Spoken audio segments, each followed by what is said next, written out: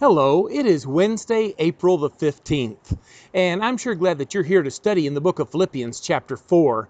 So far we've looked at Philippians and the first 3 chapters just 5 minutes at a time. And today we'll look at the first 3 verses of Philippians chapter 4. Read along with me.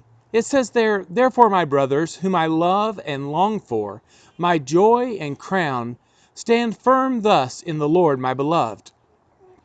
I entreat Euodia and I entreat Syntyche to agree in the Lord. Yes, and I ask you also, true companion, help these women who have labored side by side with me in the gospel together with Clement and the rest of my fellow workers whose names are in the book of life." There's some great lessons we can learn today as we look for encouragement here in Philippians chapter 4.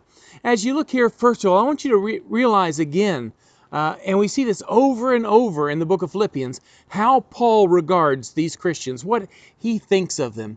You know, sometimes we need to be able to express to one another what we think of one another. We need to be able to give words of encouragement and show that we value the input, that we value the example of others. Paul calls them that he longs for them. He calls them his joy and his crown, and he asks them to stand fast in the Lord. And so he loves them. He views them as something that brings joy into his life, something that he looks at as being a crown to the work that he has done, and he calls upon them to stand firm. You know, we ought to do that today. We ought to be giving those same kind of thoughts to one another. When you know someone who's standing firm, when you know a Christian who's bringing joy into your life, when you know a Christian who maybe you've helped along the way, and you consider them a crown of the work that you've done, encourage them to stand fast in the Lord and let them know that you love them. We don't need to be ashamed to let other Christians know that we love them.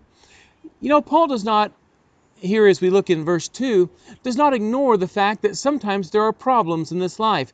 There are these 2 ladies, and I don't know if I say their names just right or not, but Euodia and Syntyche. He asked them to agree in the Lord, to get along, and he calls upon the others who are there to help them to do this. And so, just because we have this great joy in the Lord, just because we're encouraged, just because we share in this same hope, does not mean that we don't occasionally have problems.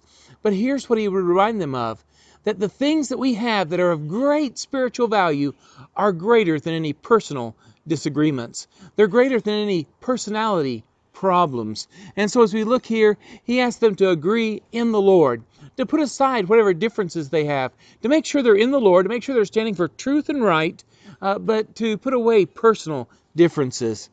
You know, we need to be able to do that. We need to realize that we all want, as we studied before, for our citizenship to be in heaven. We want to be in the Lord. We want to stand firm, and we can't allow personality type differences get in the way, because those will hinder the work that we do in the Lord. Something else we see here in verse 3 is he asks that help be given to these women. And so sometimes we can help be a peacemaker, be one who reconciles, one who helps others in the Lord. And that's the kind of attitude we ought to have. We ought to be of great value in the Lord. And when he begins to list the fellow workers, he says that these ladies had worked with him side by side. And Clement had, and there's lots of others. And he says their names are written in the book of life. Paul boils it down to what is most important here. Their names are written in the book of life. And so they share the same hope as we do today. And so we find great words of encouragement for us today here, that we can look to these words in Philippians chapter 4, verses 1 through 3, as we study this. Let's bring it down to you and I today, what we can do. We need to have a longing for, a love, a great consideration. We need to see other Christians as being of great value in the Lord. We need to help others to get along, and ourselves have that attitude that we want to be peacemakers, and we want, as much as lies within us, to have peace with other people, because we represent the Lord so much better that way. And here we see that we need to remember that as we labor in the Lord, that our fellow laborers, those who work with us, that their names, our names, are written in the book of life. And that's the greatest thing we can hope for, is that we can be right with the Lord, we can live this life pleasing to the Lord, and we can spend eternity with the Lord.